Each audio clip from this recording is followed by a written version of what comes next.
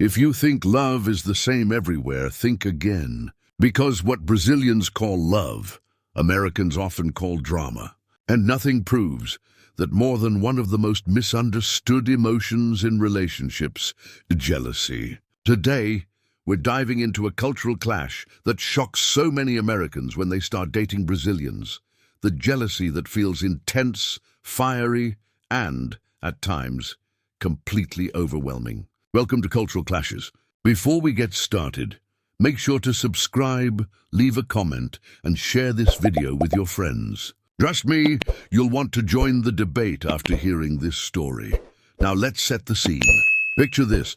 Michael, a 29-year-old American from Chicago, quiet, logical, raised in a culture that sees independence as one of the greatest virtues. He's dating Camila, a 27-year-old Brazilian from São Paulo. She's full of life, fun, affectionate, and yes, jealous. When Michael meets Camila, he's fascinated by her passion, her warmth, her way of making every moment feel alive. But soon, he realizes something he wasn't prepared for. Camila's way of showing love includes constant proof that he's really hers. Proof that, in her mind, sometimes comes in the form of jealousy. Here's the cultural shock. In American culture, jealousy is almost always a red flag. If someone is jealous, it means they're insecure, controlling, maybe even toxic. It's a sign that something is wrong. But in Brazilian culture, jealousy has a very different meaning. It's not just tolerated, it's expected. A partner who never shows jealousy might even be seen as cold or uninterested. For Brazilians, a little jealousy is proof of care, a signal that love is alive. For Americans, it's the opposite, proof of weakness, lack of trust, and a relationship heading for disaster. So when Michael doesn't react to Camila talking with another man at a party, she feels invisible. She wonders, doesn't he care? Why isn't he jealous? But when Camila scrolls through Michael's phone, asks who he's texting, or gets upset about a female co-worker, he feels attacked. He wonders, why doesn't she trust me? Why so much drama? Both are showing love in their own cultural language, but neither is translating it correctly. To understand this clash, we need to go deeper into history and culture. In the US, relationships are built around the idea of trust and individuality. The American dream itself is about independence, freedom, the right to live without someone controlling you. Jealousy in that framework becomes an enemy of freedom. If your partner is jealous, it means they don't trust your independence. That's why so many Americans immediately see jealousy as toxic. But in Brazil, relationships are built around connection, intensity, and closeness. Family is close, friendships are close. Even strangers hug and kiss on the cheek when they meet. In that world, love isn't quiet. It's loud, visible, and constantly reaffirmed. Jealousy, then, is not a lack of trust. It's a way of saying, you matter so much to me that I can't stand the thought of losing you. It's not weakness. It's proof of passion. At least, that's how it's perceived. Let's bring this back to Michael and Camila. One night, Michael goes out with some co-workers after work. Among them is Sarah, a friendly colleague. They talk, laugh, and Camila sees a photo on Instagram of Michael smiling next to Sarah. For Camila, alarm bells go off. She calls him immediately. Who is this girl? Why didn't you tell me you were with her? Michael is shocked. To him, it's just a normal night out. No secrets, no problem. But to her, the fact that he didn't share this detail feels like betrayal. She interprets his silence as hiding something. For him, her interrogation feels like mistrust. The argument explodes. This scenario happens again and again in relationships between Americans and Brazilians. What one sees as proof of love, the other sees as proof of insecurity. What one sees as harmless freedom, the other sees as disrespect. The cultural codes don't match, and without translation, the relationship becomes a battlefield. Now let's look at how Brazilians often test jealousy. Many times, a Brazilian partner might flirt lightly in front of their significant other, not because they're unfaithful, but to see if the partner reacts. To them, a jealous reaction is proof of attention. But for an American, this is betrayal. Flirting in a relationship is a violation of trust, not a test of love. What was meant as reassurance turns into rejection. There's also the matter of public displays of affection. Brazilians are expressive. Holding hands, kissing in public, constant touch, these are normal. If a partner avoids this, jealousy creeps in. Why don't you want to show the world we're together? But for many Americans, public displays are uncomfortable, even unnecessary. The lack of public affection isn't rejection, it's just privacy. Yet through Brazilian eyes, it looks suspicious, as if the partner is hiding the relationship. Another powerful example comes with social media.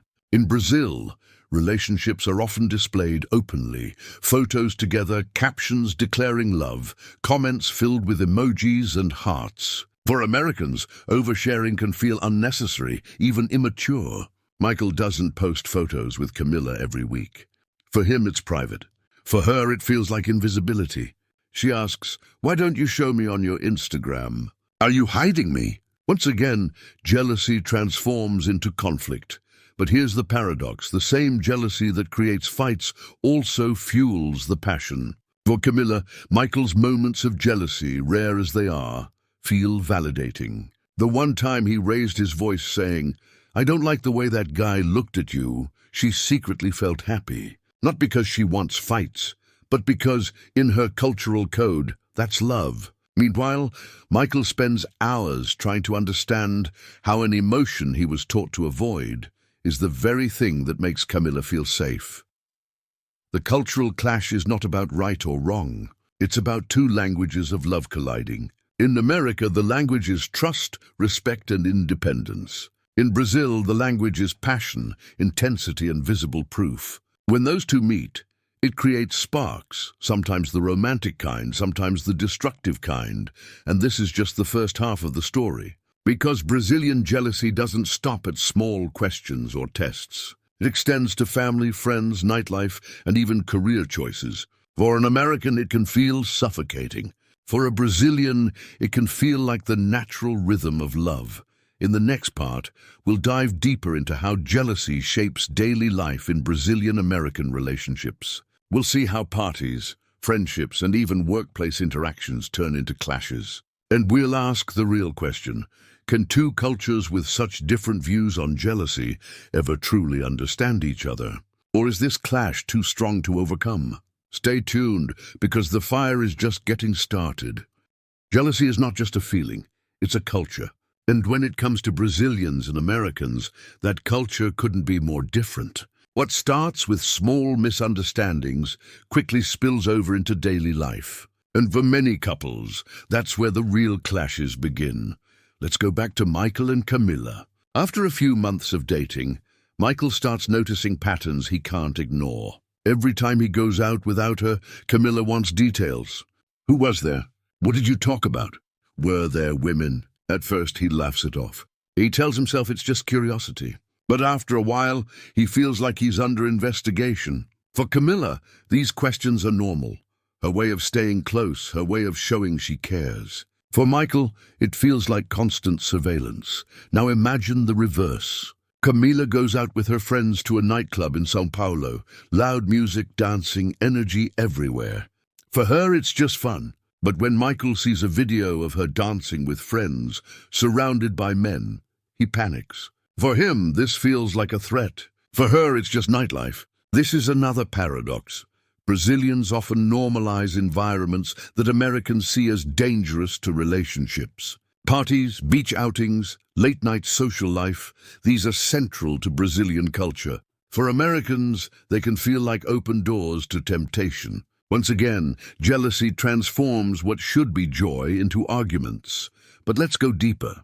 In Brazil, jealousy isn't only about romance. It extends to family and friendships. A Brazilian partner may feel jealous if their significant other spends too much time with friends instead of them, or if they travel without including them. Camilla might say, "Why didn't you invite me to that trip with your co-workers?" To her, love means inclusion. To Michael, love means respecting each other's individual spaces. He believes having separate trips or hobbies is healthy. She believes it's distance. Both are convinced they're right. At work, the clash becomes even sharper. Americans often build strong professional relationships, even friendships, across genders. Lunch with a female colleague is no big deal.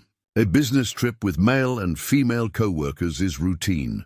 But in Brazil, this can trigger alarm bells. A partner might see workplace closeness as suspicious. Camilla doesn't like that Michael jokes with Sarah at work. To her, it feels like competition. To him, it's simply teamwork. For Michael, her jealousy feels irrational. For Camilla, his indifference feels blind. This is the heart of the cultural difference. Brazilians are taught to see love as something constantly proven, constantly reaffirmed. Americans are taught to see love as something stable, something that doesn't need daily proof. When those two philosophies collide, every interaction becomes a test. Take social media, for example. Camilla expects Michael to like her posts, comment with hearts, share photos of them together. If he doesn't, she feels unseen. Michael, on the other hand, doesn't understand why social media should define their relationship. He tells her, "I don't need to prove my love online." She replies, "But if you don't, it looks like you're hiding me." What he sees as private, she sees as suspicious. Once again, jealousy writes the script, and yet here lies the irony. Brazilian jealousy is not always destructive. For many Brazilians, it's a fuel that keeps the relationship alive. A small, jealous reaction, a protective glance, an argument that ends with reconciliation.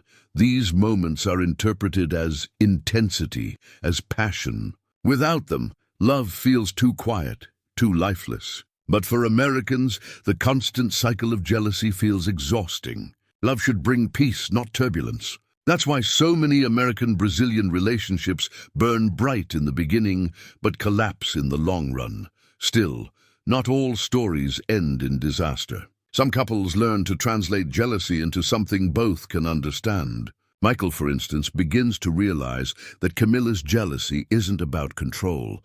It's about her cultural way of loving. Instead of getting defensive, he learns to reassure her, a hug, a text, a word of affirmation. And Camilla, over time, learns that Michael's calmness doesn't mean indifference, it means trust. Slowly they build a bridge between two very different worlds. But that bridge is fragile, and not everyone has the patience to build it. So why does Brazilian jealousy surprise so many Americans? Because it forces them to question their own definition of love. In America, love without trust is doomed. In Brazil, love without intensity is incomplete. Jealousy is the mirror that shows those two truths colliding. Here's the real question. Is jealousy proof of love or proof of insecurity? For Brazilians, it's both, and that duality is what Americans struggle to accept. For Americans, trust is love. For Brazilians, passion is love. And passion by nature comes with fire. As we close this story, think about this. Love is not universal. It wears the colors of culture. It speaks the language of its people. To an American, Brazilian jealousy feels overwhelming, sometimes toxic. To a Brazilian, American calmness feels cold, sometimes heartless. And between those two extremes, relationships either find balance or break apart. So would you survive Brazilian jealousy, or would it drive you crazy? Tell us in the comments, subscribe to the channel, and share this video with someone who needs to see it. Because when it comes to love across cultures, what surprises us is not just the other person, it's discovering how different our own definition of love can be.